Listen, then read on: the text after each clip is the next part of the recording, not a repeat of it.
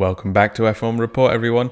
I'm still reeling after an amazing Grand Prix last weekend, and it feels almost a shame to have so little time to savour that moment. And I'm sure Pierre Gasly feels the same way as well. But it's race week once again. We're still in Italy, but this time we hop across to the Ferrari-owned Mugello race circuit for round 9 of the 2020 season, the Tuscan Grand Prix, and our first new race of the season. Very exciting.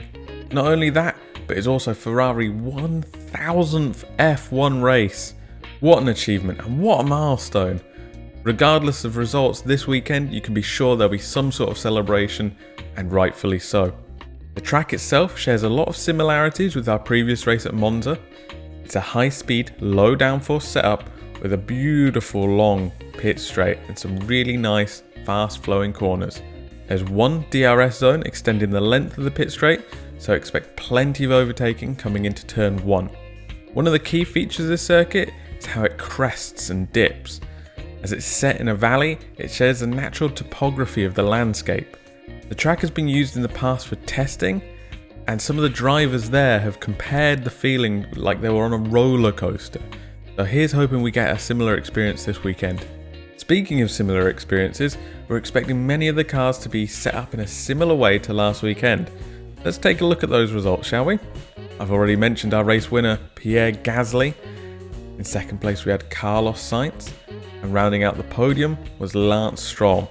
In fourth we had Lando Norris, and fifth, and the first Mercedes, Valtteri Bottas. How did such a peculiar top 5 shake the drivers' standings, I hear you cry? Well, as you might imagine, there's been a little bit of movement.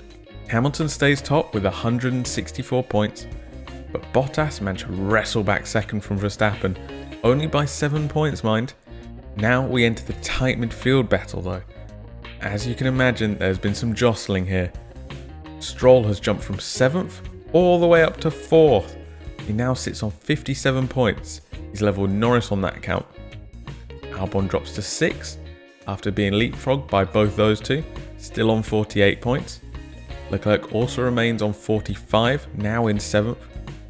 We now have a new challenger in the form of Gasly as well, using his well-earned 25 points from last race to boost him up into 8th place on 43 points. 9th and 10th belong to Sainz and Ricciardo, both on 41 points. A massively close battle, with any one of those guys able to pinch for a spot. In the constructors' standings, there's no change out in front.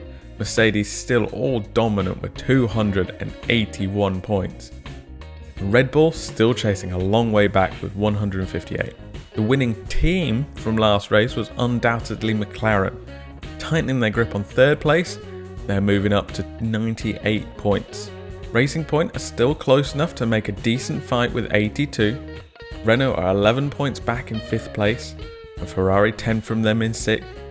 While AlphaTauri is in the same spot as last week, they've massively closed that gap on Ferrari thanks to their race win. Alfa Romeo are still on 2 points, Haas 1 and Williams 0. That's so nearly changed for all 3 of these teams last weekend. Will that change this time out? While we've never had an F1 race at this track, fans of MotoGP will be very familiar, as it's been a staple of their race calendar now for some time.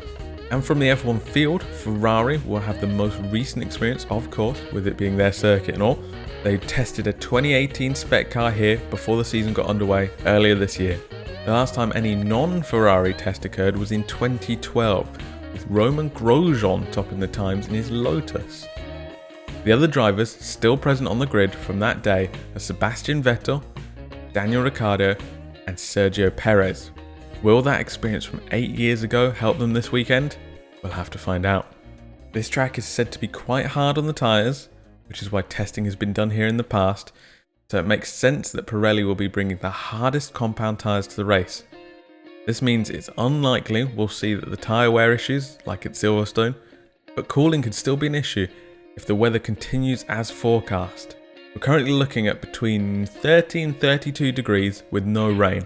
And as I always say, take that with a pinch of salt. I make these videos a couple days before the race weekend, and we all know how weather can be.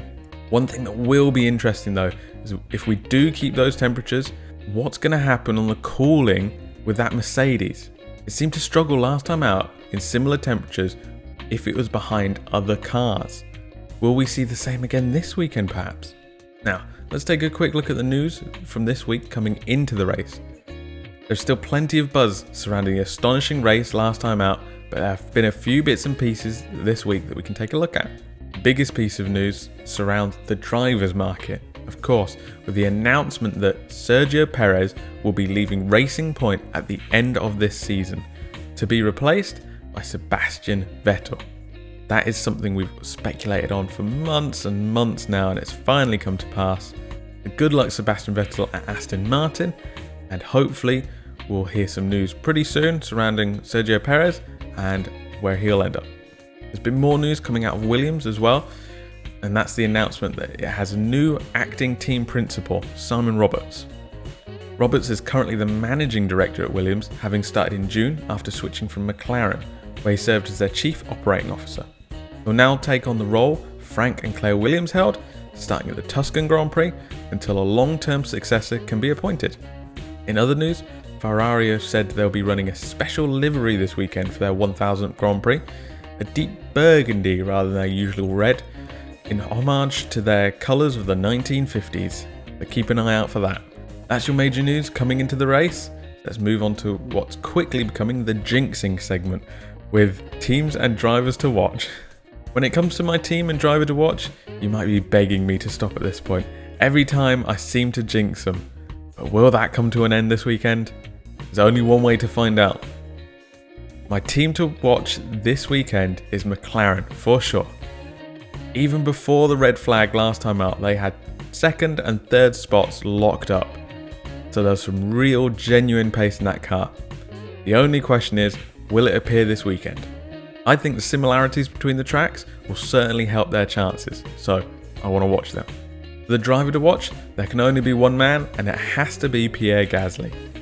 He's riding high on his win, and while a repeat performance is extremely unlikely, I think he'll continue to do a consistent and great job for his team.